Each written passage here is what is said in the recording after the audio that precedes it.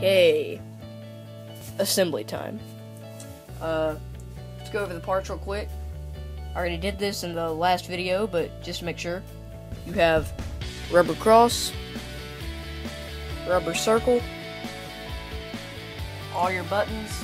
I'm not gonna go over theirs, okay, maybe I will. Start and select, X, Y, A, B, home button, and the black button. Okay, see that. D-pad, D-pad back, the bumpers and the sync button plate, the mic plate, the 2 rumble packs,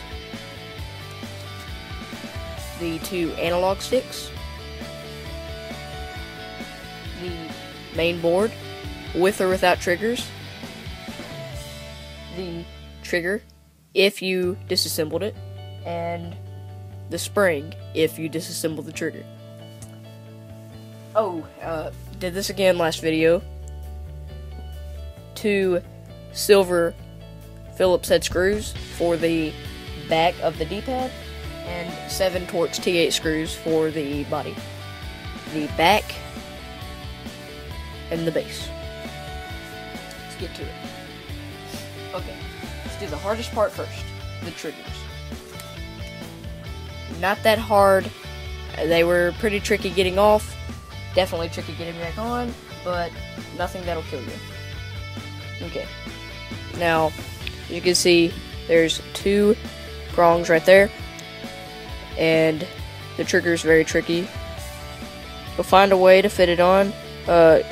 Usually with the right trigger, you take the outside one and you try to fit it on, and if you're lucky, you ought to just be able to, if you can fit it on, you ought to just be able to move it down, kinda.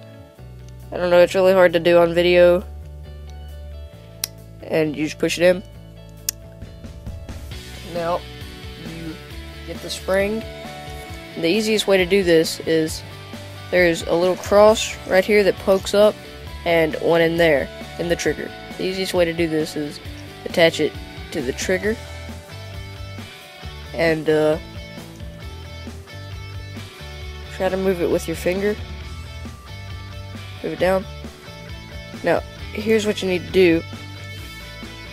You have to take a screwdriver and kind of maneuver the spring, because I find that it does not go on exactly right unless you do it yourself. And then once it's all right and correct, you just push it. Goes right on. Now I find that it's easier if you do this very quickly, but do not be aggressive. You don't want to damage the main board, and especially not this rod. This rod is what controls the trigger, and it's the easiest part to break. So be very careful. What you're going to do is, there's a little notch right here in the rod, and you can use your screwdriver to bring it up like that. What you're going to do is you're going to move the trigger over as far as you can without breaking it. Be very gentle. Bring it up. Try to move the trigger over as far as you can. So see this? And it comes up. Comes up, pops in there. Push it over to the side, and then working trigger. You're good. I might do a video specifically on triggers. Maybe dive into more detail on that, but got a whole assembly to go to. Okay. Don't mean to be rude. Get your sticks. This is actually a lot harder than the triggers. Kidding. All you have to do is pop them right on. Twist them a little bit if they don't go on at first. So they only go on one way.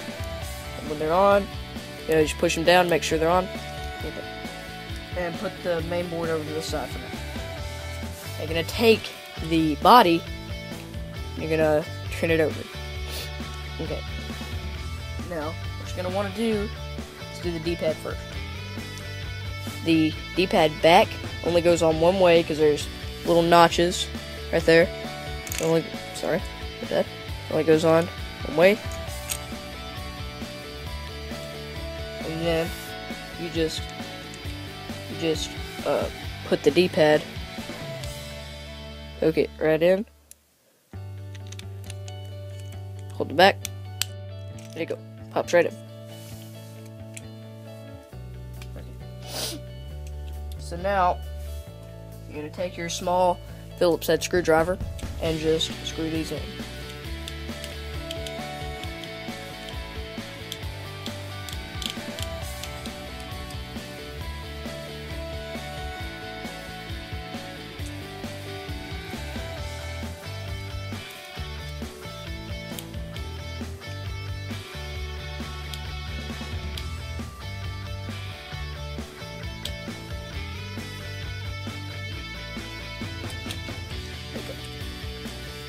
They're in, D-pad's in. Make sure you put your rubber circle. It's very important.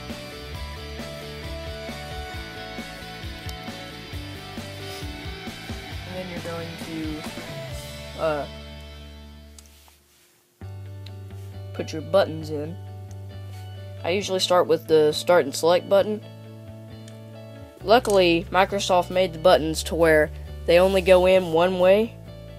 So you never have to worry if you're getting them in straight or aligned. There are notches. They will specifically only go in one way, so it's really good. The home button is a little harder to do. If you look at it, it's hard to see, it's blurry, but there's a kind of a long edge, not too long, and a long edge. The long edge goes on top.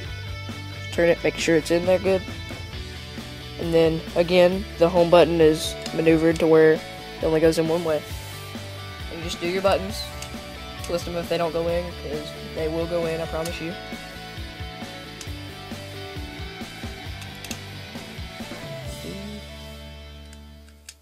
Okay. Now, just put your rubber cross.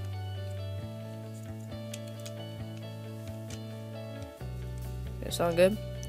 Now, I'm going to do this for you. It's probably a really bad idea, but as you can see that, we're having what's starting to look like a controller again. So now, you're going to put the mic plate back on. That all you have to do is just maneuver it correctly. It might take a minute.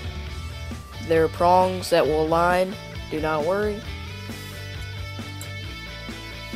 Here's this. This is very simple to put on. All you have to do is, there's two prongs on here and two circles. All you have to do is align them and push them. Do not be alarmed if one day you try to put the bumpers on and you put them on, everything's going great. If you can get them on, you put them on, and they look like that. They have wings. No. Just poke it back out, turn it around. All you did was put it on backwards. Everything will be okay. Push them in good. Now make sure the left bumper is on the right. And just put them on the base. They have these two big old circles and two big old prongs. It's hard to miss. There you go. Simple. Now, what you need to do is take the main board, turn it over to where the sticks are facing down, and I've been holding it the whole time, but it's really logical to hold the base when you're putting in the main board, because the sticks go through and they push on the ground and it keeps on popping up. It's really annoying. You just need to hold it for this port. If it doesn't go in exactly, like you saw that just a second ago, it was my mic was kind of up like that. Just give it some maneuvering. After a little second, it'll go in just straight and perfect, like always. Then the rumble packs. I am left-handed, so I always think of it this way. I should show you this. On the rumble packs, you got a big one and a little one. I'm left-handed, so I always like to think the big one goes on the left-hand side. you're a little kid, you don't understand what I mean. If you're older, you know. Just make sure the silver area goes up top. And you're just gonna poke it in. Just gonna push it in.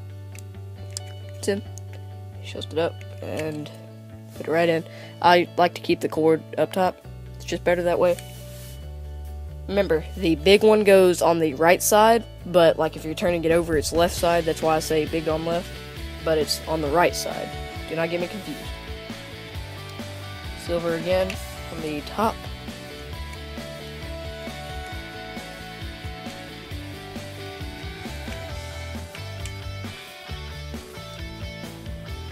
Right in. And you're almost done. Hold it back.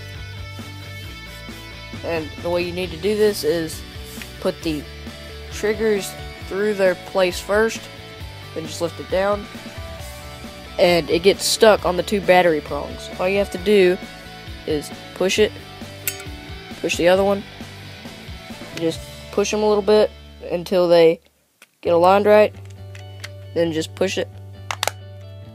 Some might snap, some might not, I don't know. And then I always like to put the serial number screw in, the very central one. Let me do that real quick. Be very careful because you can see the main board right here. If you accidentally drop a screw down here, it is possible that it go into the controller and you have to open it all back up to get the screw out. So just be careful.